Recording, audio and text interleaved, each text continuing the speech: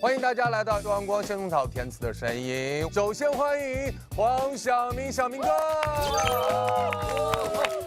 我刚刚偷听了他们彩排的时候唱歌，哎呦，我就别想了，就唱吧。哦，对，好，接下来让我们欢迎杨坤，坤哥回去填词。哎呀，这一季我是第一次哦，我之前来过2次了。哦，对天赐的老朋友了。对，让我们欢迎新朋友哈，光泽、江潮、付兴博，好了，张新特，到，叮当。 Hello， 大家好。好了，那接下来我们要邀请7组音乐合伙人，通过先声夺人的方式呢，决定各位的出场顺序。本期的推荐金曲呢，将以荣耀唱片的形式登上我们的荣耀墙。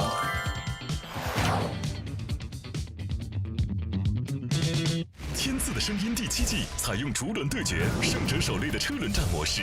前一组演唱结束后，下一组登场发起挑战，由声音鉴赏团现场合议，选出本轮待定金曲。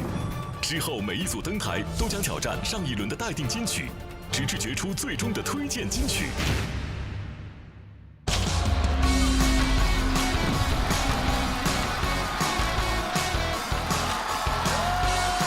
天赐健康瑰宝，滋养乐新生，欢迎收看浙江卫视大型励志音乐节目《天赐的声音》第7季。本节目由东阳光鲜虫草独家冠名播出。大家好，我是主持人陈欢，向每一位热爱音乐的你问好。大家好。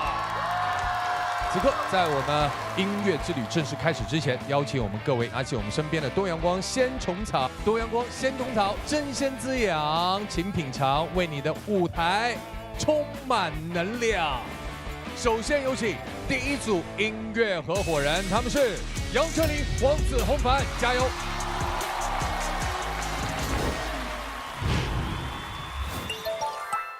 在天赐第7季，每一次的舞台都会让我看见不一样的你。一路这样子看下来，真的是快速成长的。那当然，现在因为是成为了朋友嘛，所以更觉得啊，有一个很好的弟弟。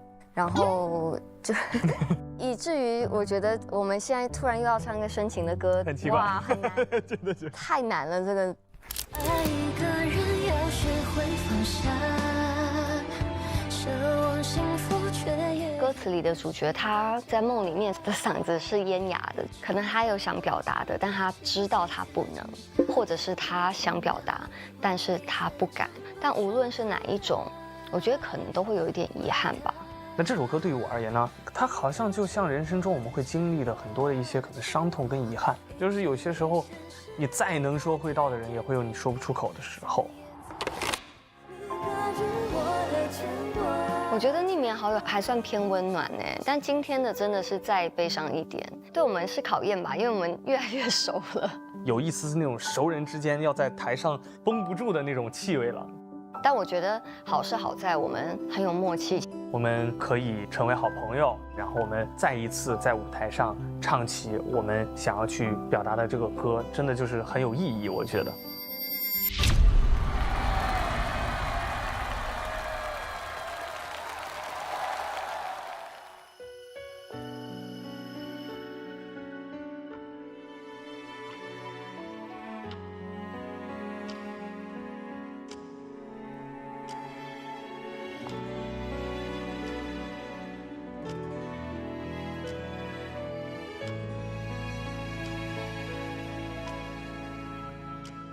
做了一个梦，风轻轻飘过窗，风吹散了梦。我轻轻抚摸记忆碎片，在忽隐忽现，可那终究是梦。时间总把一个两个人带走，留下孤独。 的我才觉得是原谅。时间它有过失落，幻想使我执着，无法衡量。爱一个人要学会放下，奢望幸福却也要不惜代价。场好梦境的奇迹，此景下你去哪？问你却讲不出口来回答。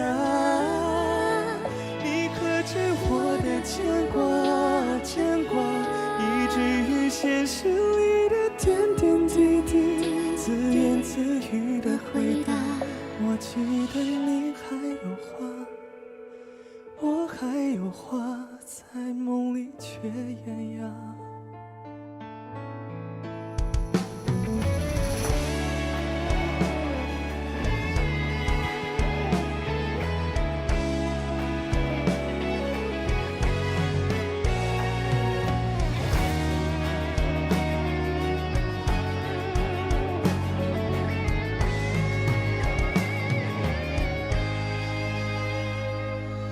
我的日常平淡无常，想着大雨滂沱中无人关心的云朵。我想你的世界耀眼阳光，可是不知为何我难过。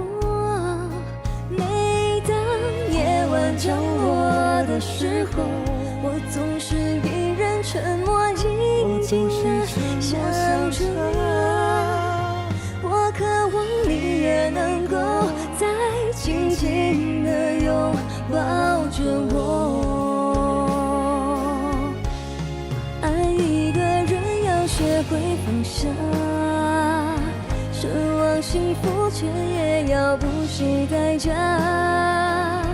一场好梦境的奇迹，此景下你去哪？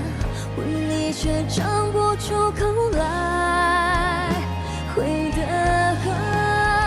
你可知我的牵挂，牵挂，以至于现实里的点点滴滴，自言自语的回答。我记得你还有话，我还有话，在梦里却艳压。我记得你还有话，我还有话，在梦里却艳压。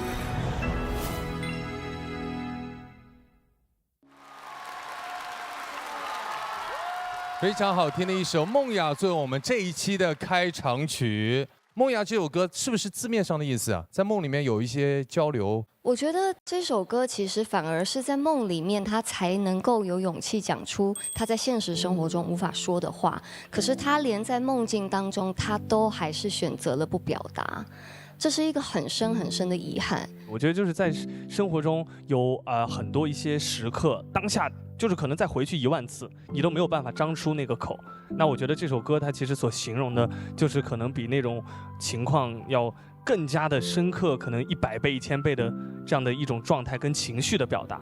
对。好，所以问一下二位，刚才那个舞美啊，看到哇很华丽啊，从天空掉下来，还有那个水母的那个状态，是吻合什么样的一种设计和梦境？我很感谢导演组，那这一次是他们有一个灵感，然后就说有窗框，有水母，那想要怎么去做这个搭配？那其实它是非常的异想天开的，对。但我觉得这整个搭在一起就会跟这首歌很搭，所以我觉得是很适合《梦雅》这首歌。但是我和黄子的默契的服装选择，我觉得也加了很大的分。哦，真的。我们没有讲好的所有的搭配，但是好搭哈，完全是都有蓝，都有绿，连我们的眼影都有紫色。哎，这真是对，非常夸张，我们太搭了，太搭了。我在我这个角度看，就感觉像看电影一样。黄子的衣服搭配的特别好，白色背景加上蓝色，然后跟陈琳姐这个蓝色呼应，然后再加上这个歌有一点蓝色的小忧郁，而且你们声音很匹配。听完之后，本来很紧张的我都变得更紧张了，我以为可以稍微比较舒缓。舒缓了很多，舒缓了很多。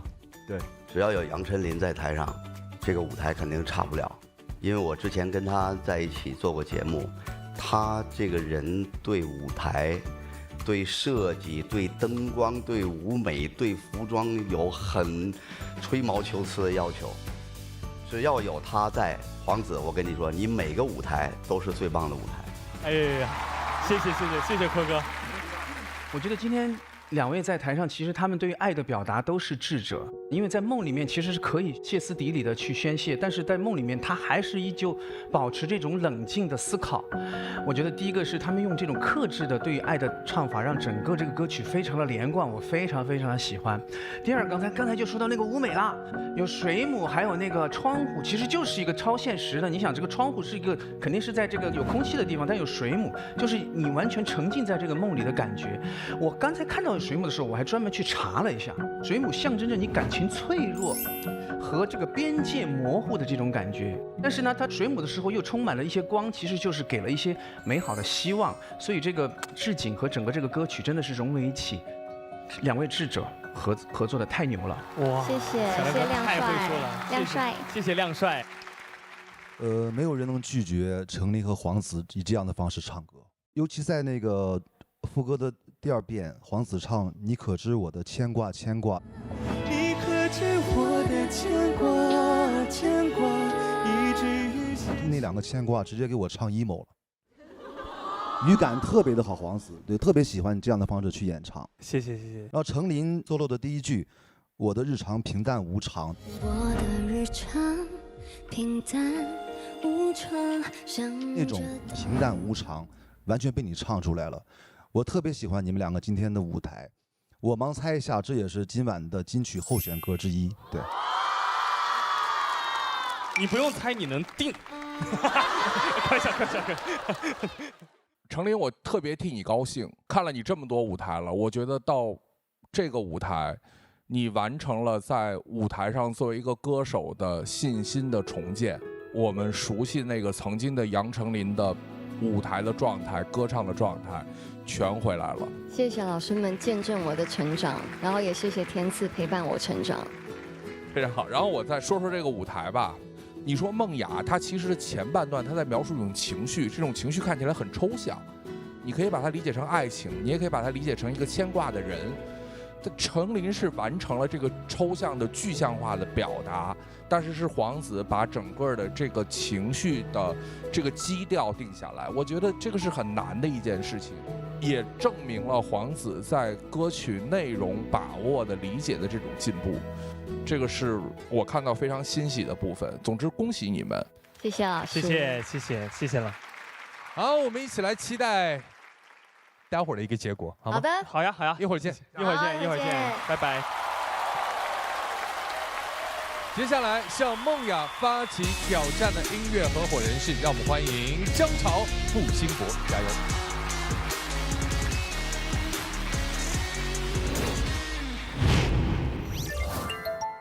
！10来年没录过音综了，你不刚开完演唱会吗？但是没有参加过音综嘛。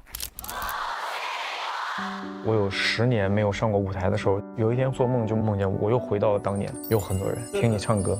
当了演员那么多年，哎，好像就变得稍微的就没有了嘛。最近不是也刚开完了我那个个人演唱会嘛，然后又受到了音综的邀请，我就觉得，哎，好像现在还是可以在音乐上，然后多跟大家去见面了。因为我确实是出道到现在基本上没有唱过歌嘛，很紧张，但又很兴奋，因为本身真的是很喜欢音乐，但是对音乐又很自卑。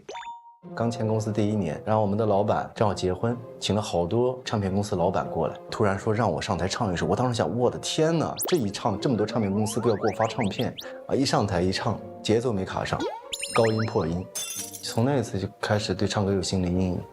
我真的是因为上台很自卑，我专门买了一本书，叫《自卑与超越》，我才看到第5章，还没有超越自己，只自卑了。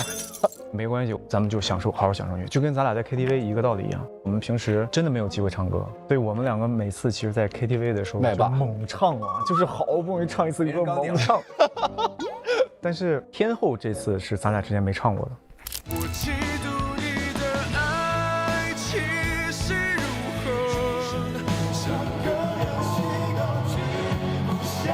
在舞台上站着的时候，外表是放松，内心是澎湃的，就紧张，不知道为什么。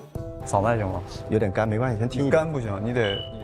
以前唱歌气息在下面沉下来，沉下来，一上台气息就在这儿，然后嗓子就特别干，有点焦虑，跟我平时唱的就完全两个世界的感觉。但是我确实想挑战一下，要想做歌手，肯定要走出自己的舒适圈嘛。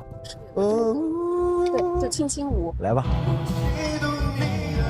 因为我真的很喜欢唱歌，我想来看看我到底适不适合当歌手。我阔别了音综差不多10几年吧，那10几年后再次上音综，也希望可以用天赐声音这么好的舞台，让大家感受到其实付金博还是可以唱歌的。我的能量随时在线，每日鲜虫草，吃出好状态。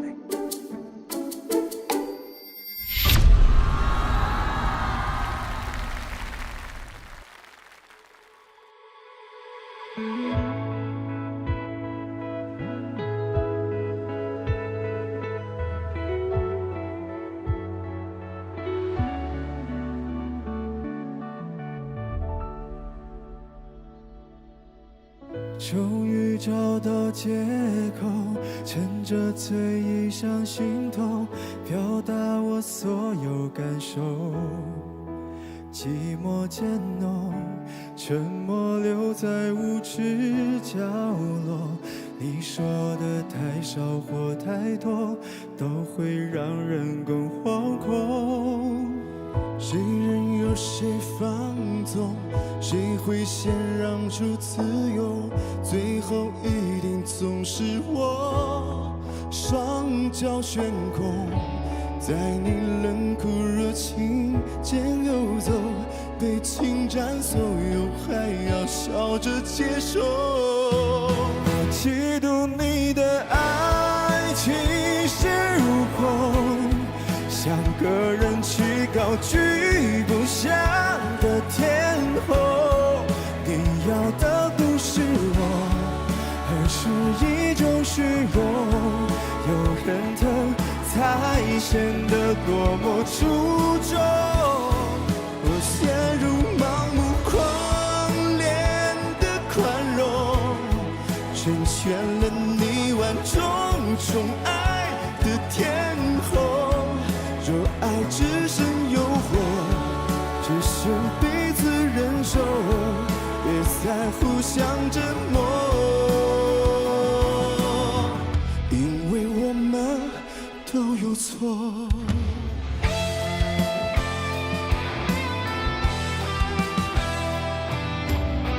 推开苍白的手，推开苍白的厮守，管你用多么失措，别再叫我心软是最致命的脆弱。我明明都懂，却任凭死小丑。我嫉妒你的爱气势如虹，像个人气高居不下的天后。你要的不是我，而是一种虚荣，有人疼才显得多么出众。我陷入盲目狂恋的宽容，成全了你万种宠爱的天后。若爱只剩诱惑，只剩彼此忍受，别再互相折磨，因为我们都有错。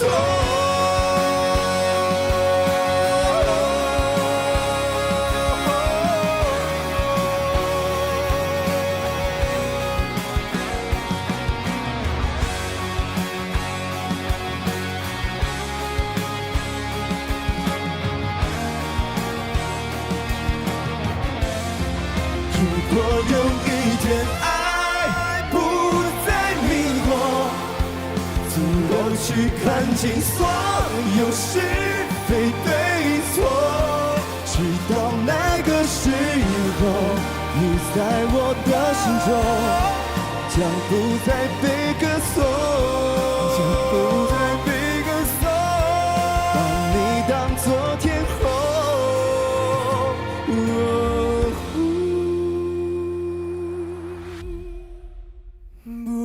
再是我。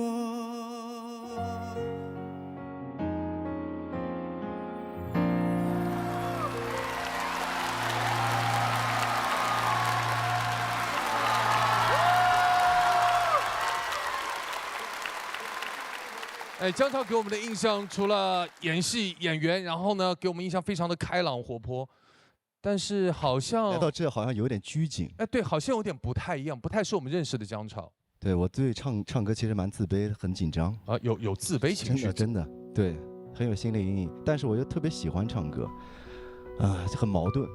要跟大家说哈，姜潮有多紧张，以及多重视咱们舞台哈，因为我们这段时间都在录影，他前3天就已经在这儿排练了。对对对，就趁着其他的音乐合伙人空档，他自己一个人就来这儿跟导演组申请说，哎，只要有空就让我上去排。所以我觉得有这样的这份态度在里面，就已经足够说明一切了。节目哎，为什么突然想着从演员今年要开始以歌手的身份这样做一个转变？我有音乐梦想，因为我出道的时候其实是歌手来的，然后那时候还是小明哥的师弟。对，很早，那很久远了，07年那会儿了。然后那个时候就有音乐梦想，但是这么多年，其实音乐梦想一直没有，甚至可能我觉得我这辈子都不会再唱歌了。就是在30岁左右那个阶段，我觉得要当好一个好演员啊，对，就不要再涉及另外的一个方向。你觉得这是冲突的，会分散你的精力是吗？我觉得会，对。但是现在呢，就是像我跟亮哥参加的P4，然后又感觉，哎，是不是可以在音乐的角度再玩一玩，这样子，然后没有太多的想法，就是想玩一玩音乐，对。好，两位功力还在，就是不会因为中间都在演戏，就把原本有的嗓音给丢失掉了。他们没有让我觉得今天的舞台有一种很生疏的感觉，反而我觉得他们非常的放得开，而且这首歌又这么的有难度，他们还可以做到这么好，所以一点都不业余，并且我觉得他们既是演员也是歌手。谢谢。接下来交给我们的健音团，首先邀请光光。本次表演的特殊之处在于，系统检测到2位嘉宾在音乐领域的曝光较少，相关词条更聚焦于其演员身份。作为演员，姜潮参演《小时代》，创下个人演员话题讨论度之最。之后未有现象级影视作品进入公众视野，付辛博的剧集热度多集中于搭档演员和整体阵容。检索近5年全网热搜记录，姜潮累计登上文娱热搜72次，65%以上热搜关键词绑定妻子麦迪娜。与此同时，公众对付辛博私人生活的关注度同样超过其他方面。这些数据表明，他们做过跨界这件事，但并未成为跨界歌手这一标签的代表人物。光光，放学别走。OK 好，谢谢光光。因为的确2位大多数的履历还是在演员这个部分，但是对歌手来讲的话，的确这些年你们鲜有成绩。但是今天我发现你们可能私下也在音乐上给了很多时间给音乐，所以今天在这个舞台上，我觉得你们首先没有怯场，把自己最大化、最好的一方面放在这个舞台上，你们还是今天带着歌手的状态来的。谢老师。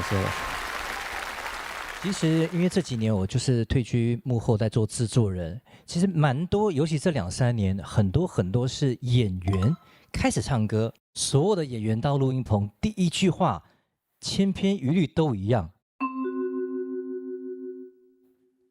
我没什么信心，我可能会唱不好。但是我觉得很有意思，就是说有戏剧经验的歌手总能够找出一些纯歌手不一样的一些声线。辛博那个长音拉了快要8个小节，我们都有错。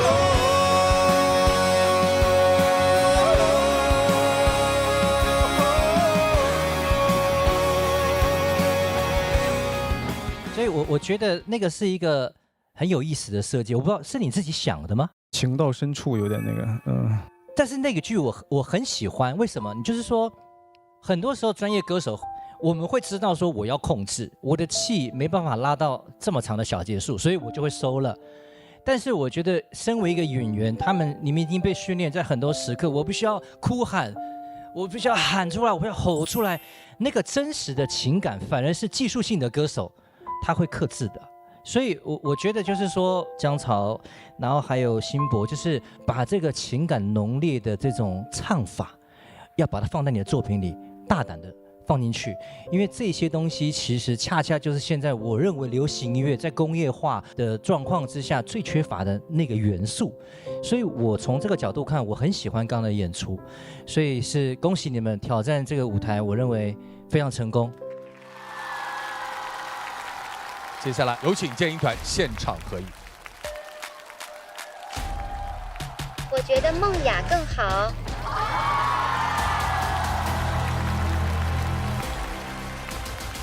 中场时刻补一口东阳光鲜虫草，随时随地新鲜滋养。好的声音也需要好的能量支撑。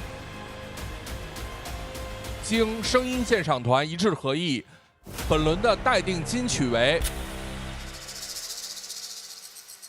梦雅。让我们恭喜梦雅，恭喜黄子和陈琳，也要谢谢二位，谢谢辛博，谢谢张超。接下来向梦雅这首歌发起挑战的音乐合伙人是，让我们掌声欢迎侯明昊、叮当，加油！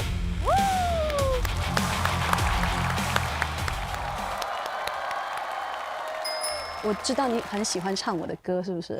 我真的很喜欢唱，我小时候还翻唱过。你翻唱哪一首歌？猜不透。你会唱吗？如果忽远忽近的洒脱是你要的自由，那我宁愿回到一个人生活。好听哎，好听。这一次我带来的歌曲是阿令老师的《给我一个理由忘记》。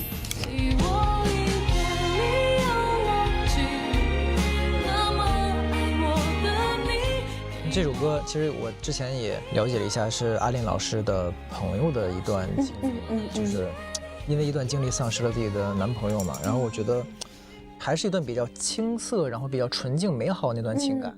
其实我觉得我作为一个男生吧，就是我看待感情的感情观，一直都是我觉得男生要承担那个更有安全感的一个角色，要温暖，要去包容所有的爱。因为原曲呢，其实它非常的撕心裂肺，也很痛的感觉。那我觉得，如果这个有男生角色的存在，这个男生应该是一个，很温暖的拖住这个女生的声音。我会更把它看作是一段用声音塑造的一段表演。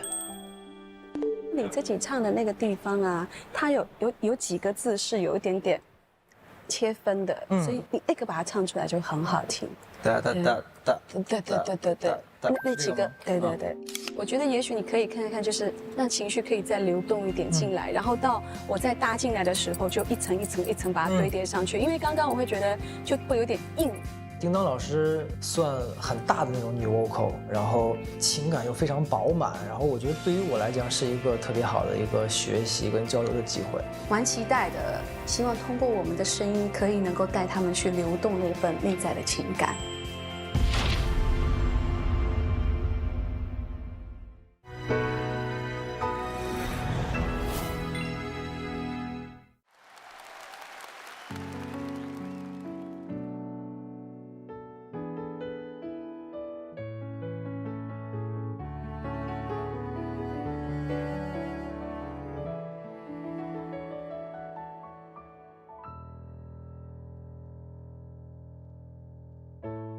雨都停了，这片天为什么呢？我还记得你说我们要快乐，深夜里的脚步声总是刺耳，害怕寂寞，就让狂欢的城市被我关灯。只是哪怕周围再多人，感觉还是一个人。每当我笑了，心却狠狠地哭着。给我一个理由忘记那么爱我的你，给我一个理由放弃当时做的决定。有些爱越想抽离，却越更清晰，那最痛的距离是你不在身边，却在我的心里。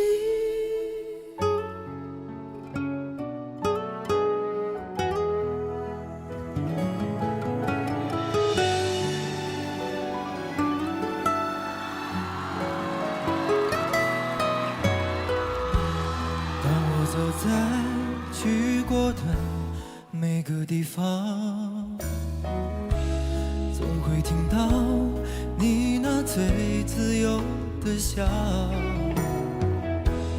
当我回到一个人住的地方，最怕看到冬天你最爱穿的那件外套。只是哪怕周围再多人，感觉还是一个人。每当我笑了，心却狠狠地哭着。给我一个理由忘记那么爱我的你，给我一个理由放弃当时做的决定。有些爱越想抽离，却越更清晰，那最痛的距离是你不在身边，却在我的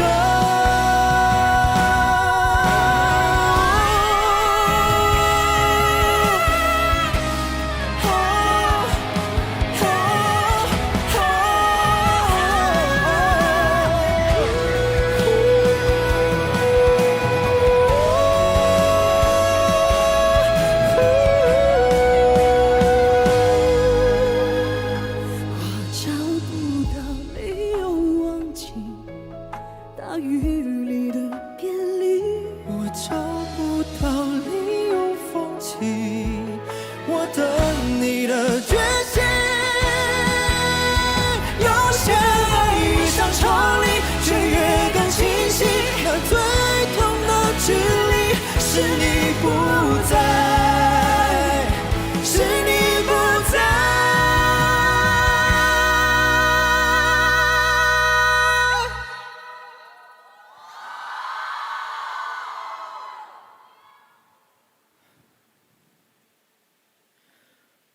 我的心里。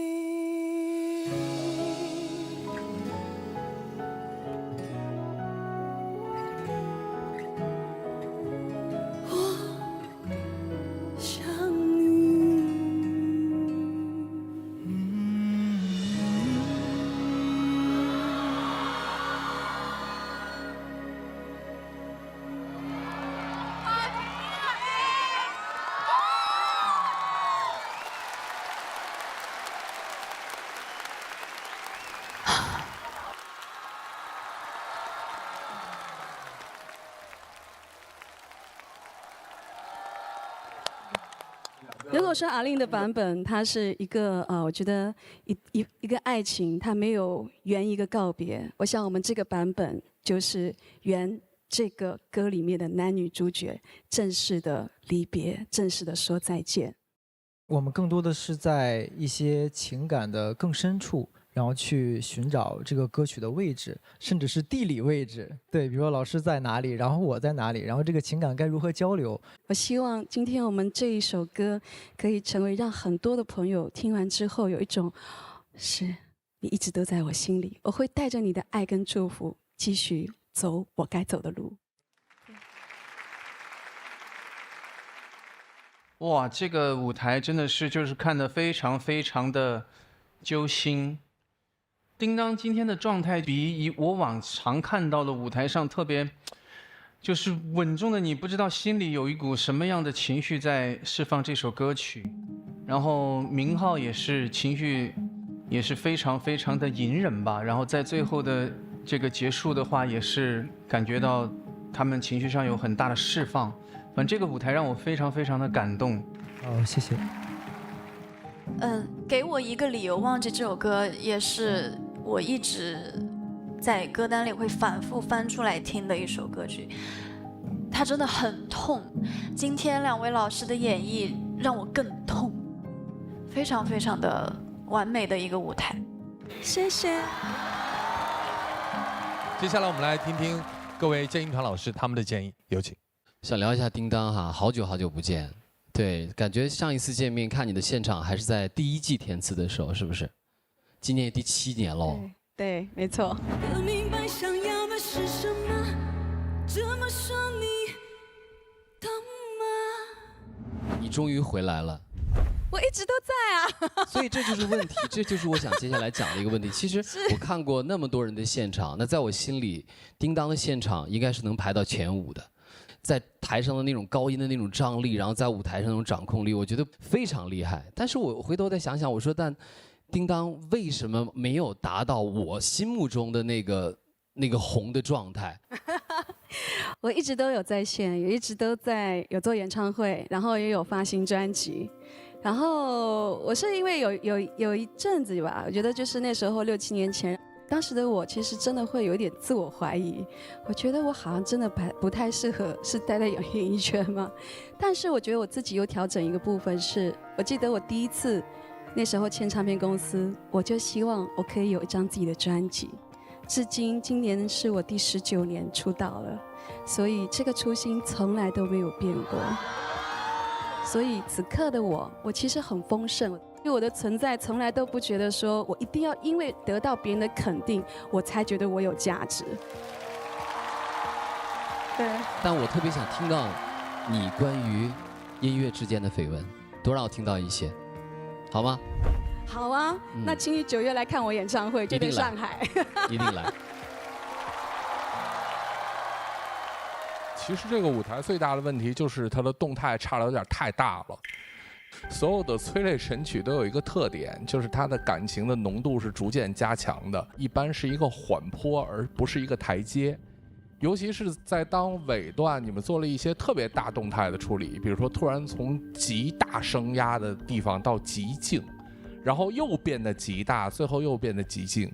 这一下就把这个台阶呀变得特别的多，并且复杂，会让听众的感情很难连续。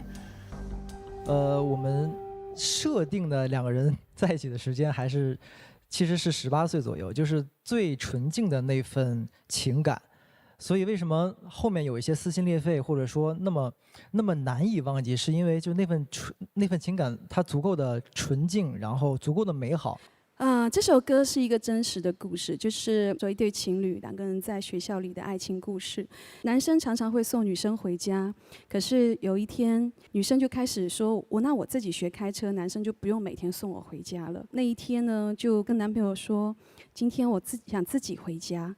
然后男生就给他发了一句，好哦，那你路上小心。然后过了3天之后，这个男生就车祸离开了。所以他们俩就天人永隔了。所以当时我觉得，对于我们想要那个情绪比较浓烈的时候，只是想要呼喊他回来，我希望他可以回来，但是回不来了。所以那个情绪我们才要丢出去，而不是说只是一首慢慢的堆叠的情绪。所以我今天其实我在化妆的时候，我其实因为这6年，其实因为我也去读了那个心理学的硕士，我是可以能够感受到有很多的遗憾在那个地方，所以我只不过想要在台上帮那个女孩，只是想告诉她，只是想圆那个女孩的梦，就是虽然你已经不在了，但是我依然还爱你。只不过那种遗憾已经回不来了，对。所以我们刚刚在谈的时候，我一直都忍住那个女生的那种遗憾、跟愧疚、跟不知所措，因为2个人很相爱，可是到最后没有走到最后，所以我觉得那个女孩的心是很悲伤的。谢谢。接下来就要在2首歌之间选出本轮的待定金曲，有请剑鹰团现场合影。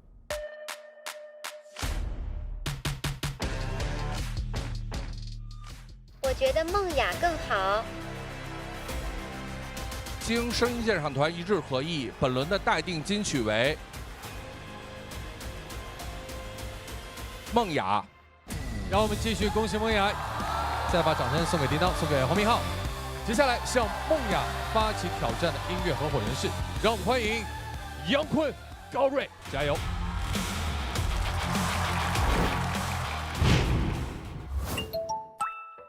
我真的太荣幸了。我在读书时期的时候，有一次偶然的机会，我听到老师的《空城》，被老师的那个嗓音就是一整个吸引。谢谢。真的，我不可能会想象到，我竟然今天是跟老师一起坐在这里。嗨，就更别说是能跟老师演出一首歌，我的天！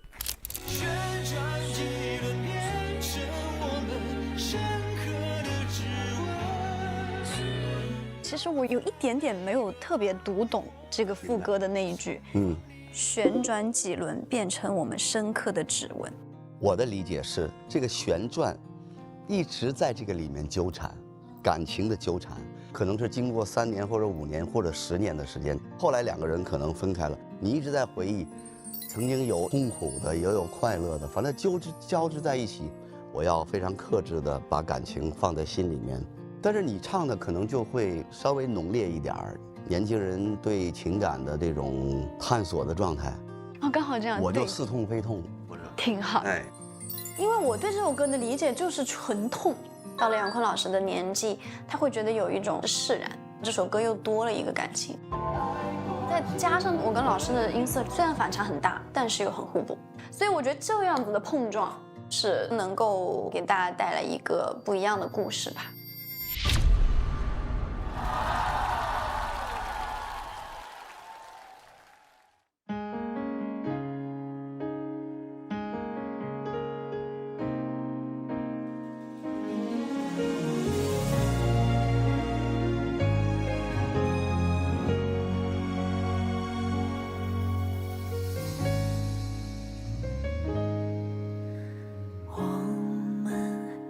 成一对差点缘分，装成朋友少点天分，他人不是每个人都能。我们却承办糖果的天真，为了天真选择故事，因为争吵需要不诚恳。你也不承认自己会失衡，坚持着分寸，却又依赖着余温。旋转几轮变成我们深刻的指纹，深刻的指纹留在每个爱过的人心房里加温。爱过几番，恨过几轮，越仔细越疼。等了多久，忍过青春，却憎恨别人奋不顾身。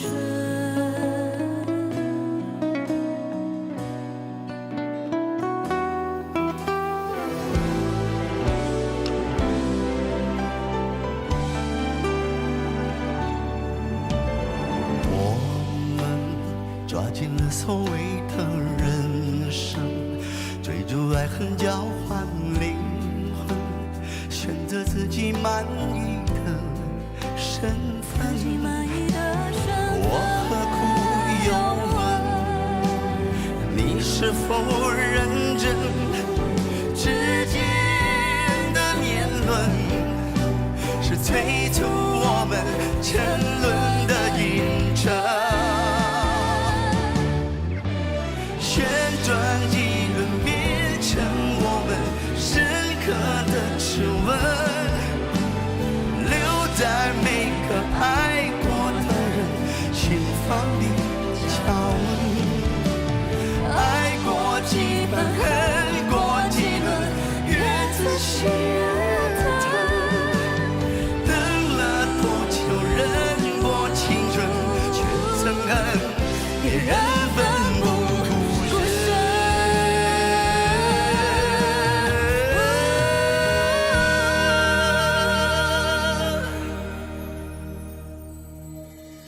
旋转几轮变成我们深刻的指纹，留在每个爱过的人心房里加温。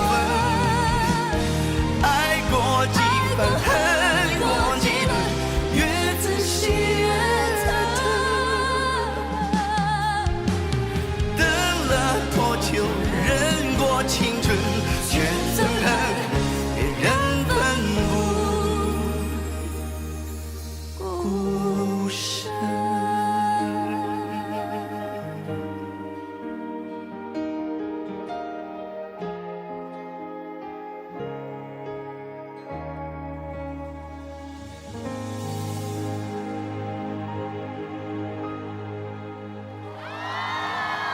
热情掌声先送给回归天赐的杨坤。大家好，坤哥好。哎呀，这一季天赐终于看到你了啊，就来的有点晚，来的晚，但是好饭不怕晚。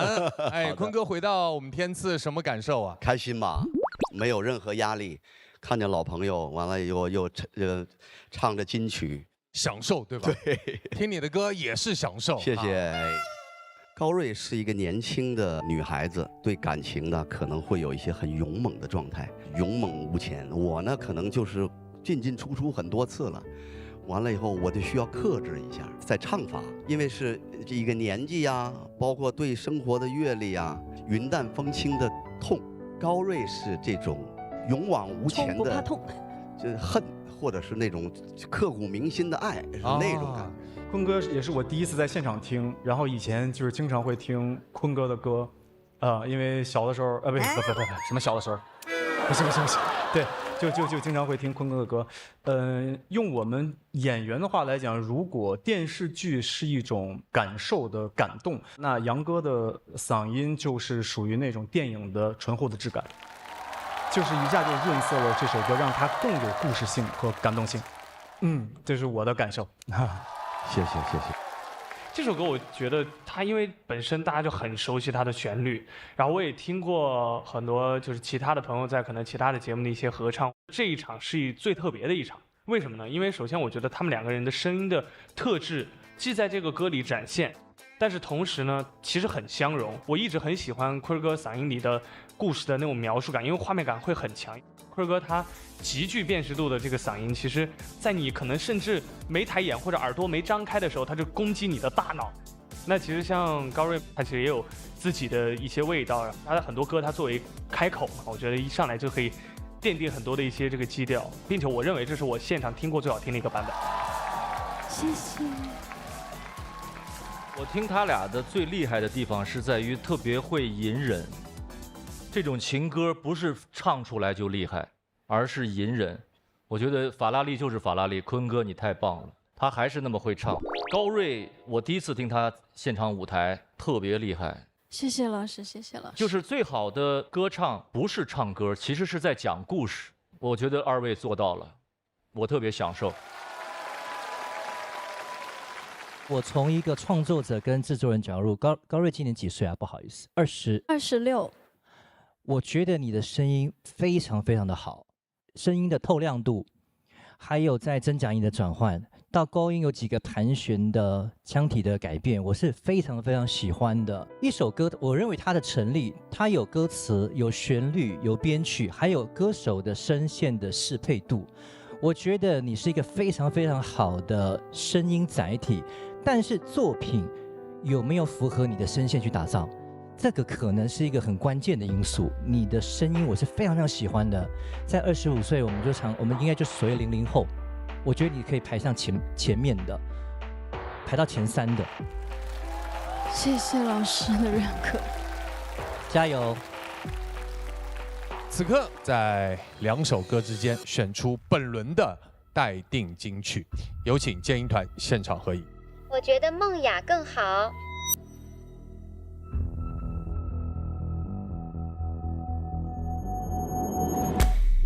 金星鉴赏团一致合议，我宣布本轮的待定金曲为梦雅。然后继续恭喜梦雅，也要谢谢杨坤，谢谢高瑞，稍作休息。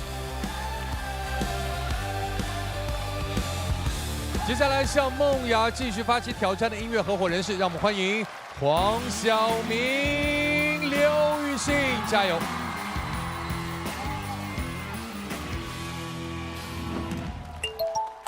小明哥，这边乐手老师都在这块儿。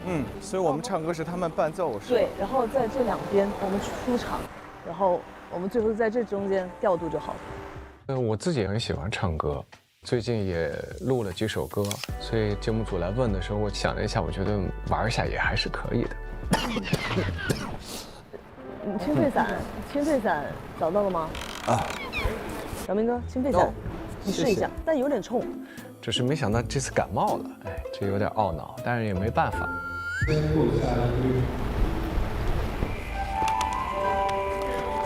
空白格在我的舒适区，是首大抒情的歌，是我比较喜欢的。也许你不是我的，爱你却又该割舍。空白格是它表达的非常含蓄，人生很多地方是需要留白的，然后也不是得到就才是完美的。我最喜欢的是这首歌的克制跟隐忍，因为我在生活当中也不喜欢把很多话说得很直白，所以可能在某种程度上很能理解这种口吻跟情感。分享不相认，你呢？我就是和声老找不着调。和声，因为每次其实，在节目里和声都挺难的。我因为两个人唱和声部分需要转调，因为女生高，所以我要突然低8度去唱那个调的话，我其实很难找。我毕竟不是专业歌手，你让我找这个调很难。确实转 key 不好抓，一会儿回去我陪小明哥练，没问题的。试一下啊，就是一样的音，只是他可能 key 比之前高。我试试，我又怕我又转不回来了。好，我们之间留了太多空白格，唱这个。留了太多空白格，也许你不是我的。继续。雨欣也非常的 nice， 教我唱歌，而且很耐心。小明哥非常敬业，因为我没看到的时间，他从早练到晚。毕竟不是专业的，所以反复都在练这个。那我们后台还可以再唱2遍，是吗？当然，我们可以试音。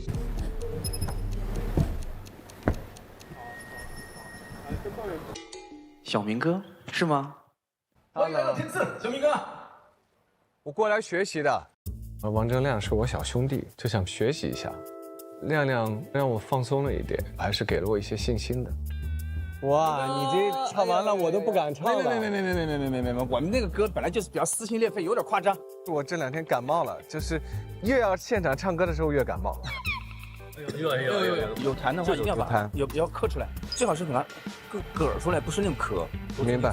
就是这样。对。好，我加油。分开或许是选择。做一件事情就是要认真去做，克服困难也得上。我还是比较要强的，可能我根儿上是一个特别不服输的人吧，尽力而为。希望这首歌能够让更多的人听到吧。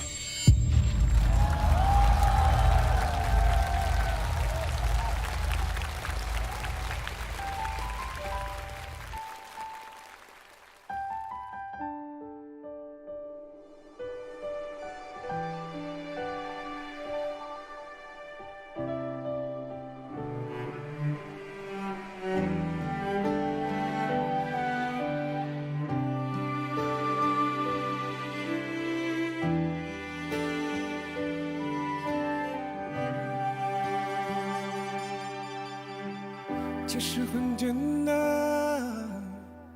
其实很自然，2个人的爱由2人分担。其实并不难，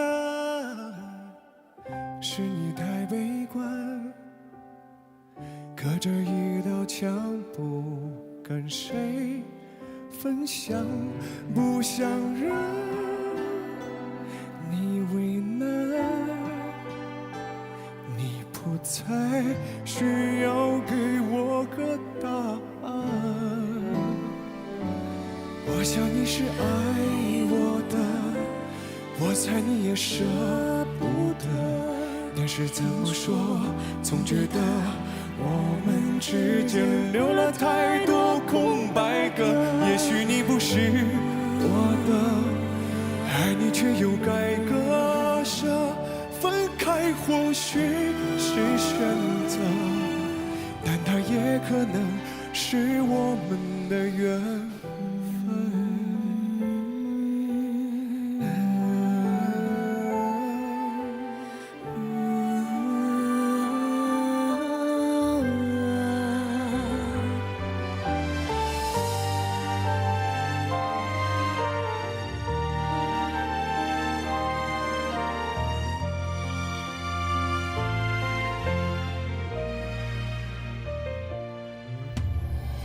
其实很简单，其实很自然，两个人的爱由两人分担，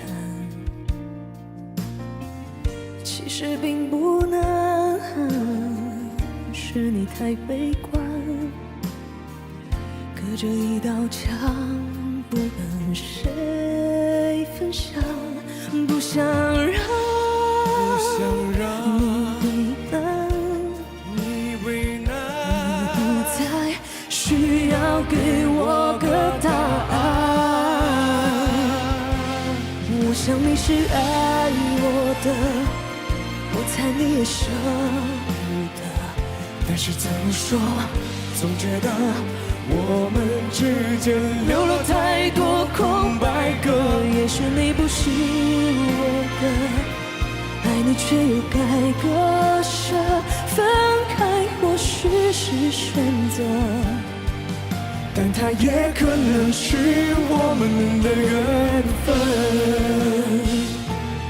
我想你是爱我的，我猜你也舍不得，但是怎么说，总觉得我们之间留了太多空白格。也许你不是我的，爱你却又该割舍，分开或许是选择，但它也可能是我们的缘分。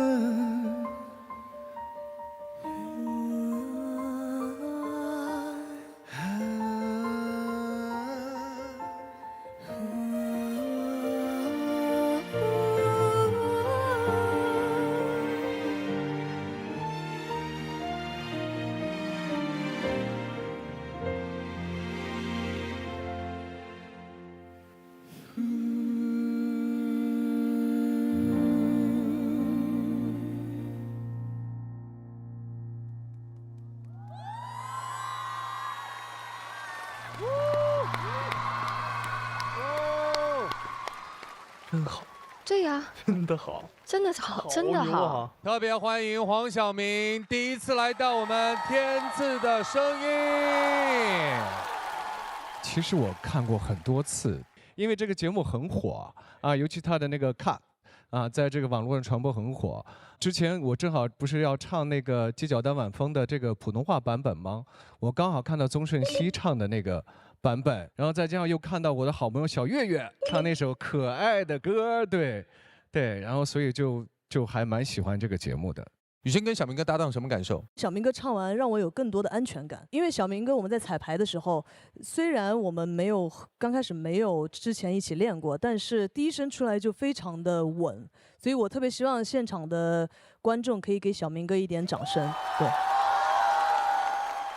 那你看第一个合作舞台跟雨欣，然后选择空白格的原因是什么？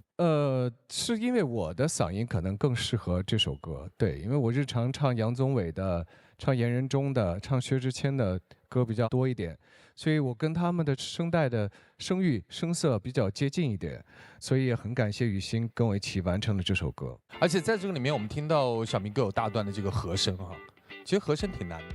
太难了，对于我来说。哦，那你是怎么去学习的吗？还是说？我就是这2天，昨天发烧了，我在医院还在哼这首歌，就怕不会。然后也多靠雨欣一直在不停地拽着我，跟我说：“哥，咱们再练练，再练练。”对，就尽量练嘛，就练了好多遍。这遍满意吗？舞台上的呈现的这遍，我觉得和声是我相对唱的最好的一次。对。刚刚咱们小明哥提到《街角的晚风》，他有自己的普通话版本，大家想不想现场听一听？哦，好，先声明我今天嗓子真的不太行啊，我是比较努着劲儿唱的啊。街角的晚风，吹散了霓虹，为何 love is gone gone gone， 消散在茫茫人海中，反方向的钟，换不回心动。Just leave me alone, alone, alone， 困在名为回忆的牢笼。小明哥好听哎，刚才有种开演唱会的感觉。没有，瞎唱，我纯属于业余凑热闹。小明哥可以跟我们讲一讲你跟音乐的一些渊源和故事吗？这个我第一张专辑就是我们郝老师，对我第一张专辑就是在那个新加坡李世松、李伟松老师帮我录的歌，然后当时就是郝蕾老师就是制作人，一开始的歌里边的和声都是郝老师帮我唱的。这张专辑的名字叫《Ace 明》，小明哥的首张专辑。看到小明哥在台上站着就很感慨。其实小明哥那个时候这张专辑有非常多出圈的作品，但是他那个时候讲实话，他实在太红了，红到没有时间做宣传，所以那张专辑其实有很多遗珠，大家可以找来听一听，真的非常好。然后跟小明哥合作，小明哥那个时候每天都在练习英文，每天都在练。然后那个时候他随身会带2个教练，一个是健身教练，一个是英语的老师，每天跟着他，然后随时的去学习。那个时候对于一个年幼的来讲，我觉得还是影响非常非常大的。我觉得在天赐这个舞台上，我觉得跟小明哥又再续前缘，我们找机会还要再合作，好不好？谢谢，谢谢郝老师。小明哥，说实话啊，我内心一直觉得有一些禁忌的词儿是在你面前不能提的。脑开套，你已经跨过那个坎儿，忘记那个事儿了是吗？脑太头，我早就跨过了，只是很多网友还没跨过呢。对，包括我自己。但你刚才这么轻松的讲出来，我觉得哇，好美好哦。没有啦，人生无非就是跟别人和解，跟世界和解，再跟自己和解吧。哇！那个时候录歌，大家都希望你录，完了唱了这首歌，我说我唱不上去啊，然后录音师说没事，小明哥你唱，然后就这样唱上去了，然后最后录音师说好，真好，我说好吗？你知道当时所有人都不会跟我说相反的话，你知道，所以我就以为还可以，最后就出了这么一个事儿，所以大家一是嘲笑我唱歌，二是嘲笑我英文不好。我因为英文不好，我立刻就接了一个电影叫《中国合伙人》，我去演了英文老师，然后最后那个戏让我拿了最佳男演员。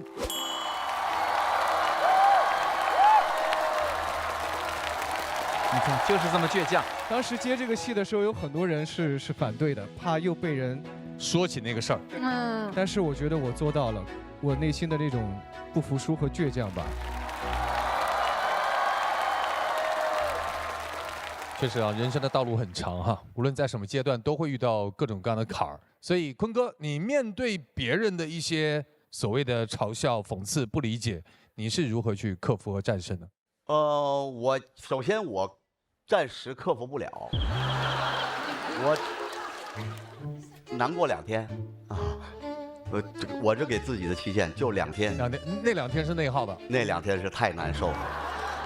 你作为一个在别人眼里面不会出错的人，在你自己的行业里面突然犯了一个这么低级的错误，完全原谅不了自己，就完全是，哎呦，就是天都塌下来的感觉。但是转念又想了一下，其实你要对自己发生的这个事情要负责啊！你怎么去在今后所有的这个时间里面去改正，并且让它从此没有办法出现这种低级的错误。所以我觉得人生还很长嘛，毕竟我们才50几岁，我的努力我要唱到80岁嘛，对吧？说到这首歌里面，我觉得他们2个首先把那个让字啊，不想让你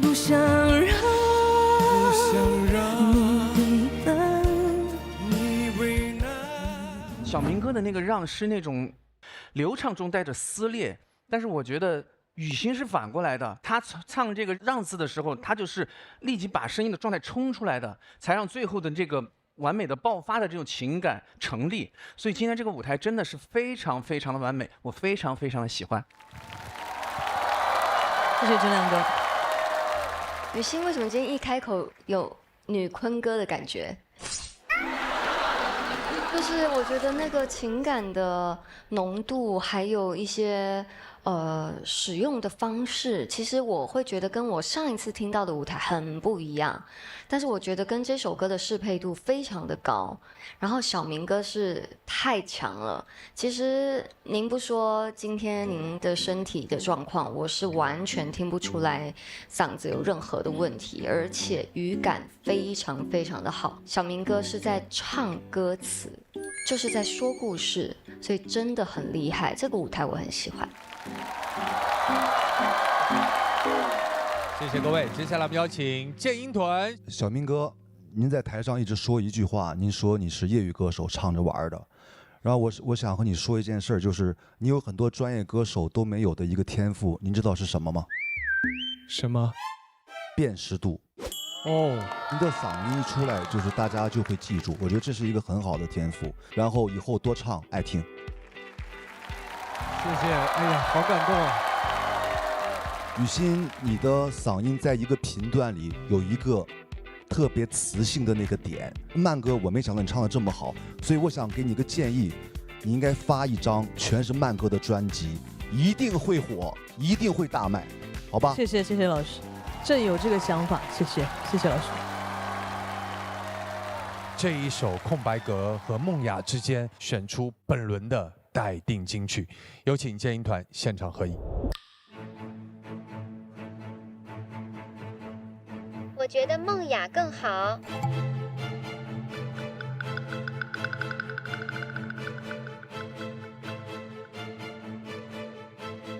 你讨论那么久。透心凉，心飞扬，活出你的爽，雪碧酷爽时刻。喝雪碧做个爽人吧！下面有请声音鉴赏团代表公布合议结果。经声音鉴赏团我们一致的合议，本轮的待定金曲是梦雅。让我们继续恭喜梦雅，也要谢谢小明哥和雨欣给我们带来莫大的惊喜。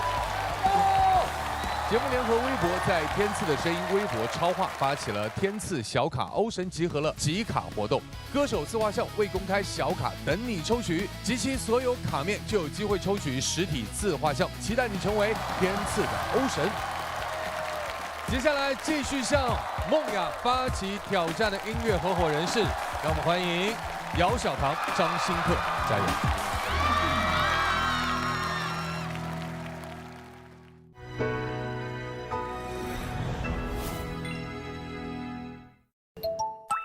这是我跟新特第4次合作。没错，这个舞台我期待了很久，然后也梦想了很久。虽然我觉得自己做好准备了，但是我还是会稍微紧张一点。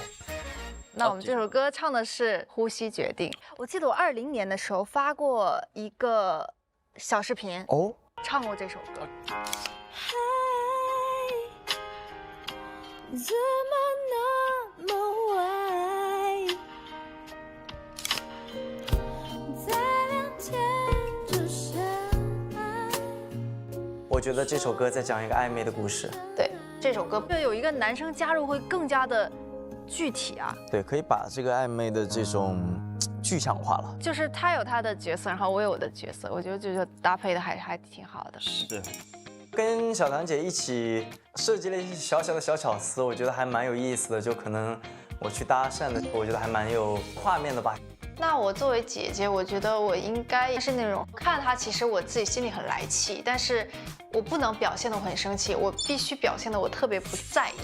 我觉得这种暧昧的拉扯的这种感觉其实就出来了，蛮期待的。希望各位台下的朋友们会喜欢这首歌，我也会尽可能的把它给驾驭好。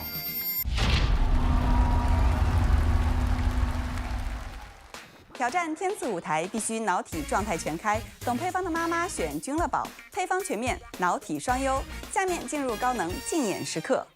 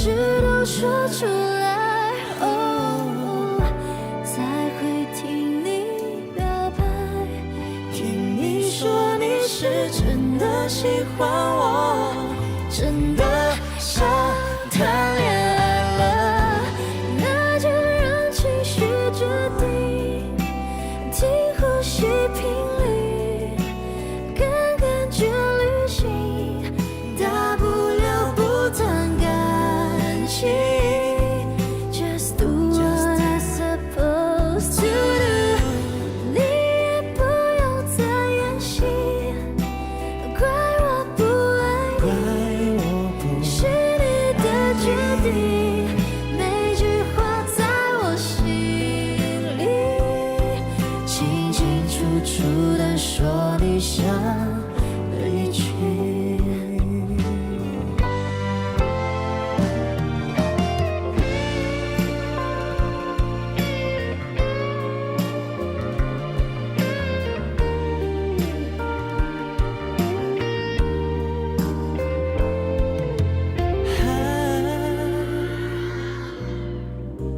今天有没有恋爱？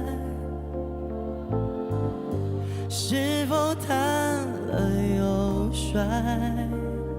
还说难遇真爱，我要你现在把丑事都说出来，哦，才会听你表白，听你说你是真的喜欢我，真的想谈恋爱了，那就让情绪决定，听呼吸频率，跟感觉旅行，大不了不谈感情 ，Just do what I'm supposed to do， 你也不用再演戏，怪我不爱你，是你的决定，每句话在我心里，清清楚楚地说你想离去。好，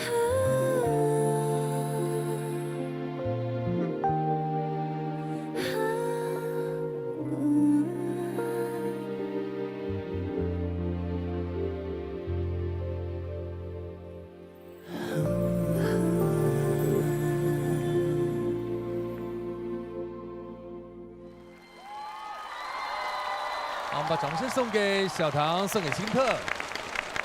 其实我特别紧张，因为这也是我梦想了很久的舞台。我觉得能来到这里真的是我非常大的荣幸，然后也可以见到这么多前辈老师唱这么好听的歌曲，我觉得这是我非常幸运的事情。跟小唐合作下来什么感受？我觉得姐非常照顾我，就是可能因为我的经验很不足，所以姐会跟我说一些就不要紧张，冷静，稳住，别慌，兄弟啊，对。张新特紧张，对，真的特别紧张。在上一个节目很长一段时间跟新特相处过，他其实是一个很闹挺的一个男孩。他刚刚其实真的在下面很紧张，他说啊，是不是快到我们了？是不是？然后我那个椅子啊，就一直在咚咚咚。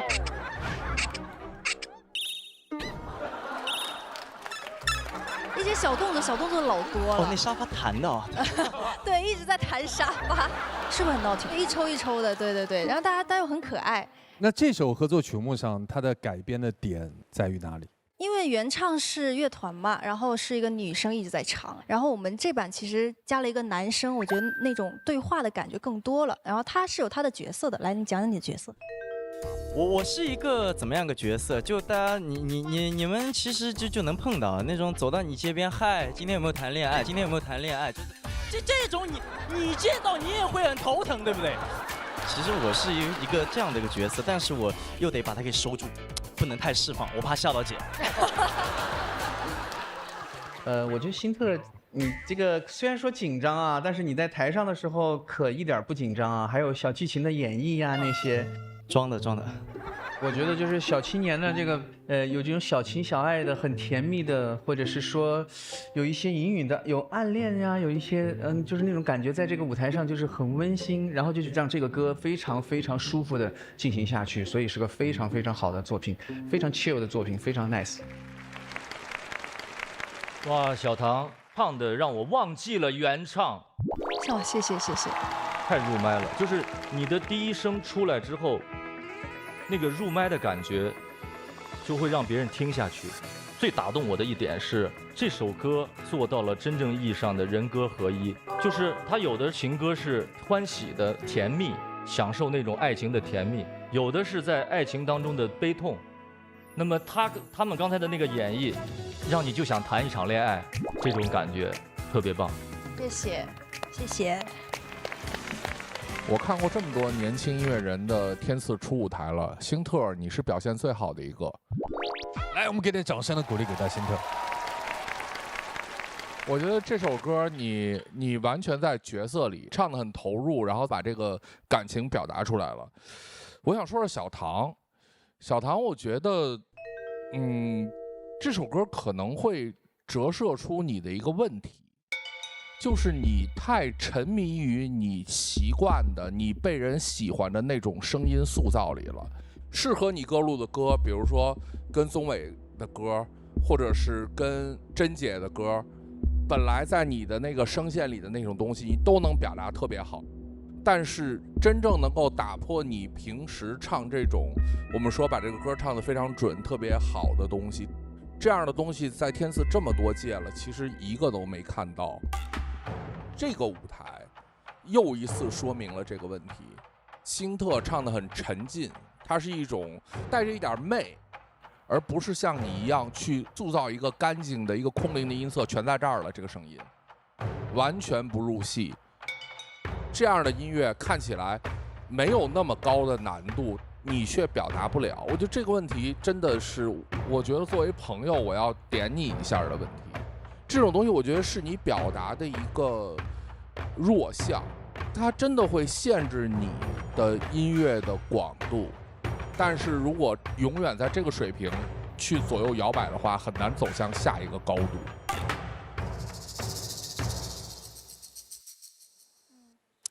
我要说一下，我觉得每一个歌手都有擅长的一个歌曲的曲风。在这之前，我觉得我已经唱了太多的拔辣情歌了，所以我其实这2期为什么会觉得想尝试这种歌曲，所以我有一直在努力的去精进自己，然后包括这首歌，我觉得我尽力了，对，我会或许未来我觉得会更好，在被您锐评之后，然后我会更多的进步，我觉得这是我的一个过程，我需要这个过程，如果没有这个过程，我这一类的歌曲永远不会唱好。对，小唐，我觉得要抓紧了。因为这是你来天赐的第几年？第3年吧。长期的是第3年。长期的应该是第3年了。对。第3年的话，应该我们说超过30个舞台。我会觉得，就是在往前走的道路上，去塑造新的音乐角色，去适应新的音乐风格，像你当年去跟黄子唱那个歌一样，那样的舞台的魅力能让人记住。谢谢老师，我会努力的。其实刚才在跟那个梁老师在讨论的问题，其实就好像说，我们其实作为这个行业里面的幕后，但是我们经常会看到一些好的苗子啊，就会有一种格外的那种疼惜。那小唐是就被我们格外疼惜的那个人，因为他不管是从形象、演唱，包括舞台的张力各方面，音准就是好到不得了。对小唐真的非常非常偏爱，所以就会对他的要求是格外高的。因为在我们看来，其实小唐在华语乐坛应该有个更高的可能性。因为小唐，你是有这个能力的。我不这么认为，我认为他现在没这能力。就是我刚才说这番话，不是说要鼓励你或者是什么。那个目标我跟郝林老师认同的是一模一样的，我们希望你真的到 top， 但是我们横向比 top 的那些跟你差不多年纪的女生，她们所能掌握的风格，然后演唱方式，包括一个歌手武器库里的武器和技能，你可能是在一个方面做到顶尖的，比如说唱抒情这些干净的东西，但是我觉得论全面，你远远没有达到。但是我觉得在现在这个时代，真想走上那个 top， 一定要全面。我几乎没有看到任何一个真正走上 top 的这些女生里边是不全面的，不能掌握2到3种的这种风格，因为风格这个东西变得太快了。空心这样的歌，可能你现在又唱不了。就是在我看，这就是能力的缺失。我们刚才在讨论一个问题的时候，有一种非常悲观的看法，就是小唐，你如果这么唱下去，我特别怕你沦为某个 hi-fi 女生的方向，就这么走下去了。那样的话就真的走窄了。我会觉得好的声音是你能够仰仗的东西，是上天给你的礼物。但是突破好的声音，去掌握更全面的东西，是你现在急切要做的。特别希望在以后能看到你能走上一个大的台阶儿，把你的演唱会开到体育场去。好，谢谢老师。好了，接下来要在2首歌之间选出本轮的待定金曲，分别是《梦雅》和《呼吸决定》。到底如何决定呢？交给我们健音团现场合影。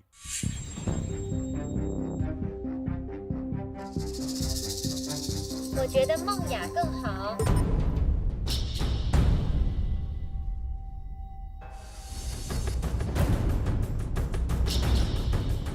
经声音鉴赏团一致合议，我宣布本轮的待定金曲为杨丞琳、黄子弘凡、梦雅。让我们继续恭喜梦雅，也要谢谢辛特，谢谢小唐，稍作休息。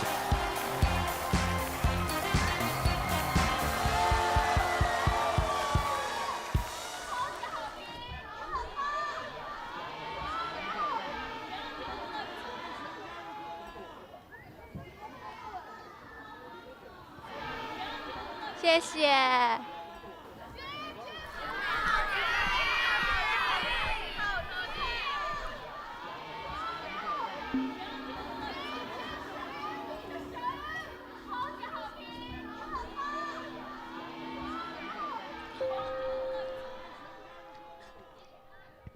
他们不安慰我还好，他们安慰我，我就不行了。我没事没事。没有，他们安慰我，我就不行了。谢谢。别听。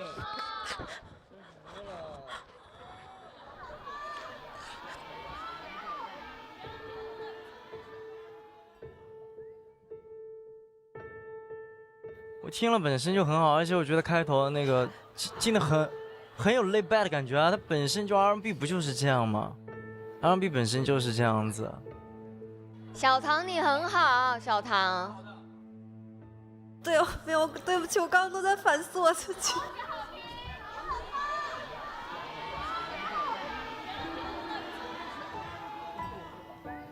站在我们的角度，我们肯定觉得小唐他做的非常好，他也没有问题，但是他可以反思，没错，因为这么优秀的人不代表他不能反思。小唐，我突然想起来，最近放的那个《功夫女足》嘛，对吧？也是用反的方式去激自己的那个女队员们，希望她们可以变得更好，就是要打碎你的舒适圈。所以我觉得，可能梁老师的苦心是在于这个地方吧。所以我觉得你不用难过，因为人生这种事情会经历很多的，但只会让你越来越优秀而已。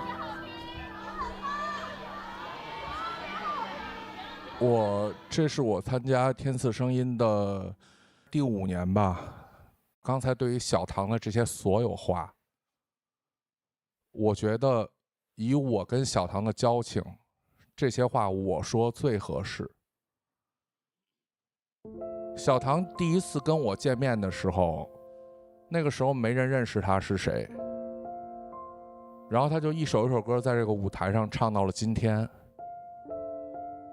我很少批评小唐的舞台，你们要知道，做一个批评意见的人很难，因为没有人不会做好人，没有人不会端水。我特别理解小唐的感受，可能正是因为我们的关系熟，我们走过这么多年，所以他才会有这么激动的情绪。我在批评小唐，我心里也很难受，但是这些话说吗？当你们能听出这些问题的时候，你们选择说吗？我只不过是选择了说。我觉得虽然我也很同情小唐，但是我觉得在这个舞台上，在我们这个规则之下，我们都在完成自己的工作。谢谢，我们也把掌声送给在场的每一位，因为你们都在自己的岗位上做到极致，每句话都很中肯中听。但是其实我们在这个舞台上彼此是尊重的，从来没有一句发言是发自恶意的。我们每个人带着善意，并不是每个人都完全理解，但是我们身在其中的人能够明白。好，谢谢。接下来向梦雅发起挑战的音乐合伙人是，让我们掌声有请王铮亮、光泽，加油！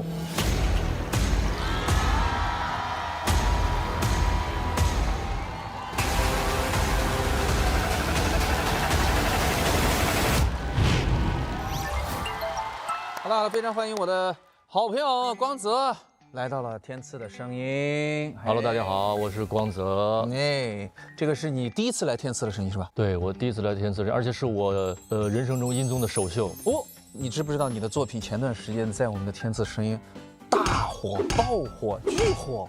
爱就像一种秘密呀，没有任何方法能阻挡。哇，真的，我看到了，我自己特别开心。第一次来特别激动，因为我觉得我都是在沉浸在音乐当中，那我没有跟观众去近距离的分享音乐。那么这个舞台我太喜欢了，我太爱了，因为我可以真正的可以跟大家分享一个活生生的表演，一个活生生的音乐给大家了。为什么中途的我爱得很值得，千疮百孔还觉得。这首歌其实写的就是在爱情里面被抛弃的，但是自己还是在幻想着抓住它，或者是说在觉得我的爱可能你还是会感受到。没错。这首歌曲听感很轻松，其实当一个男生他去唱这个歌的时候，他就会觉得哇，怎么已经在我的换声点里面了，所以唱他的原调的话，声音会感觉会非常非常的不适应，也是第一次唱，需要短期里面进入这种情感的磨合，对我来说难度是非常非常大的。间奏看彼此，然后就换位。特别谢谢亮哥，像一个好哥哥一样带着我，我也想通过天赐的舞台，不但是歌呈现给大家，而且我这个人也能呈现给大家，希望大家都喜欢。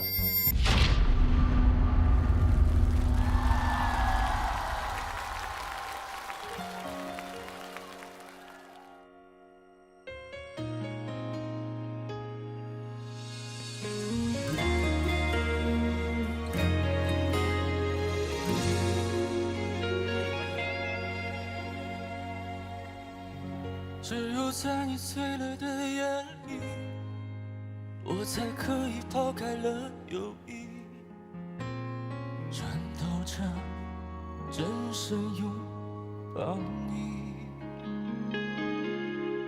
只要是你久久的讯息，多晚多远都司命赶去，哄你的伤心兜风到黎明。你说他努力圆你，表示他仍旧爱你。一个最可悲的人，有可怜的心，还有最可笑的逻辑。迷信坚持有意义，才会被错爱统计。我这疯狂的傻子，有什么权利骂你不？聪明，为什么中途的我爱得很值得，千疮百孔还觉得快乐？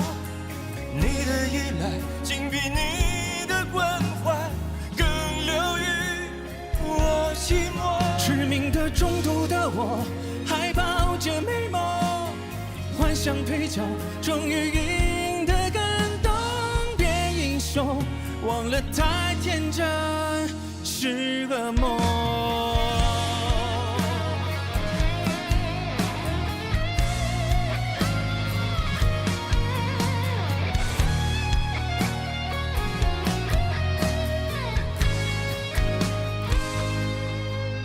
你说他努力骗你，表示他仍然爱你。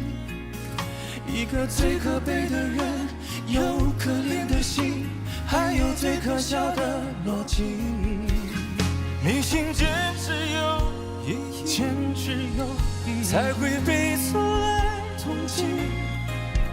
我这疯狂的傻子，有什么权利骂你不聪明？为什么中毒的我还大喊值得？千疮百孔还觉得快乐？你的依赖竟比你的关怀更疗愈我寂寞。致命的中毒的我还抱着美梦，幻想配角终于赢得感动，变英雄，怎么背负你也不痛。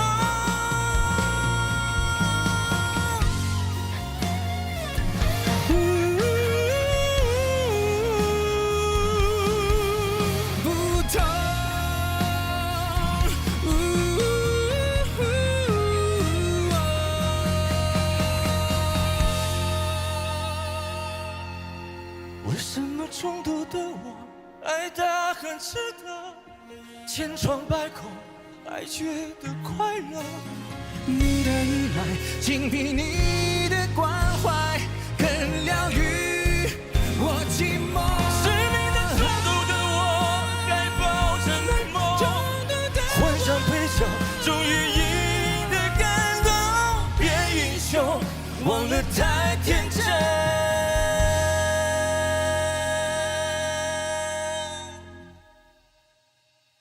是噩梦。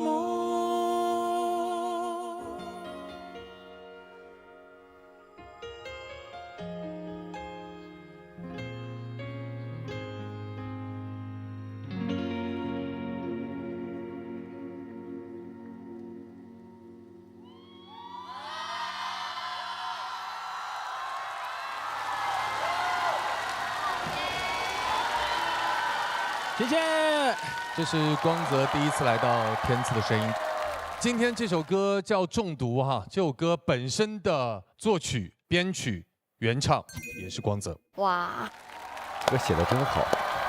中了毒，上了瘾，哦，空了心，哦，原来是一个三部曲。三部曲，我的光泽悲伤三部曲。所以今天小亮哥跟光泽一起合作的这首歌，你好像还沉浸其中，就有点还没走出来，但是就是的确，中毒这首歌曲是一首非常好的歌曲。其实我们也有在考虑一个怎么样的形式来把这首歌表达给大家。最后我们确定了一个还是更走心的质朴的一个方式，完成这样的一种心灵的沟通吧。我们来看看各位音乐合伙人你们的感受。坤哥，我觉得最重要的是这个歌的旋律，包括两位同是职业歌手又同是制作人两位，他们除了唱的交融在一起之外，还有一种超过旋律之外的音乐性的东西，那个是可能普通歌手不具备的。好，谢谢坤哥，谢谢坤哥。我真的觉得光泽老师你要多写歌，因为我很喜欢你歌曲的旋律，而且很有你自己的味道。会的，我继续。对，然后亮哥就不用讲，就是怎么有办法，总是可以唱得亮而不尖。对，就是真的王真亮。亮哥每一次唱高难度的歌的时候，我都觉得他的声音会让我觉得是有舒适度的高音，这一点非常非常的厉害。所以真的亮哥我永远是你的头号粉丝。谢谢陈琳，谢谢。稍作休息，因为接下来到了我们天赐的声音天赐盲盒环节，让我们有请盲盒歌手登场。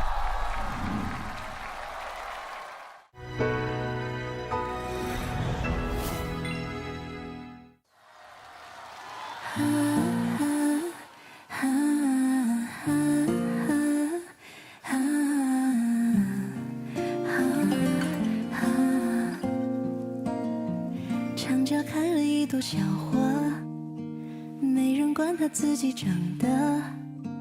阳光晒着不曾复杂，就这么带着呀。风掠过墙沿，玻璃像漫过茧，悄悄绕个圈，落在我手边。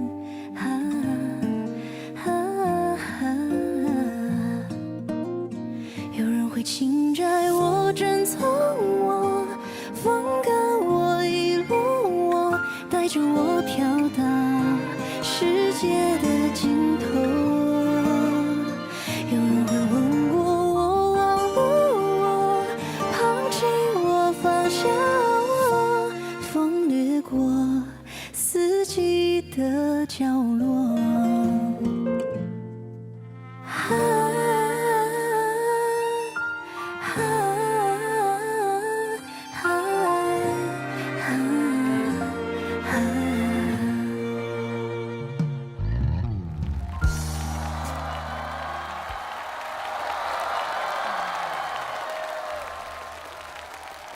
Hello， 大家好，我是向瑞贤。朵朵是我自己词曲的歌，继《Dear D》之后的第2首。对，现在是准大3学生了。所以你大学学的专业是跟音乐有关吗？我就是流行演唱啊，就是流行演唱。对，就是我的创作纯是自己哼出来的。哦，我是属于哼唱派的。哎呦，其实，在 Dear D 之后，我有进入到一个创作瓶颈区，没有那个灵感。但是呢，我爸突然在相亲相爱一家人那个家庭群里面分享了一张照片，是一个墙角开了一朵很漂亮，但是也很平凡的一朵花。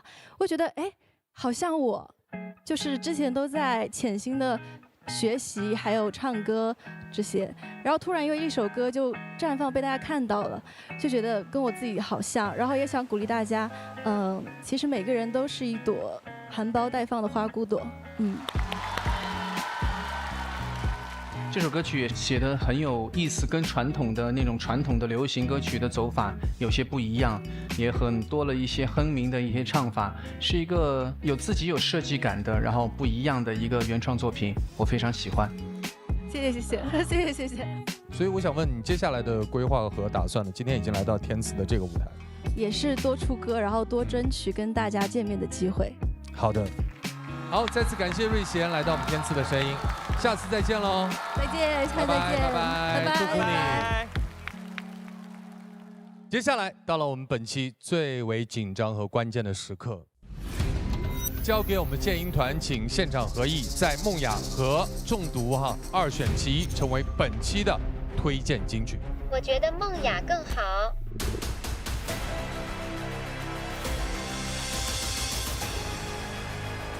经声音鉴赏团一致合议，本期推荐金曲是梦雅。让我们恭喜梦雅，有请彭子和陈琳来到舞台。接下来，请接受东阳波仙虫草3重荣耀加冕。日照金山礼盒致敬天赐之声，金色唱片刻录永恒天赐之声，以及这枚内置了原声高光片段的先生荣耀 AI 勋章，正如我们的东阳光仙虫草一样，锁住每一份鲜活营养。这一刻的高光也将被我们永远珍藏。荣耀定格，掌声送给二位。就像我们本期节目一样，有笑容，有泪水，有交锋，甚至有争吵，但是没有关系，一切源于我们对于音乐的热爱。让我们下期再见，拜拜。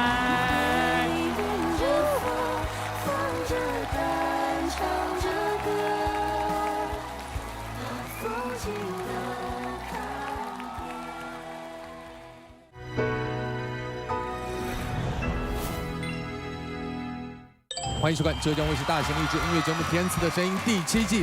哥哥，哇，夹得好辛苦，真的像2个童声合唱团，特别像贺敏在唱《Bad Guy》。你还别说，这发型还挺像哎。你太会跳了吧，陈姐，扮猪吃老虎。哎呦！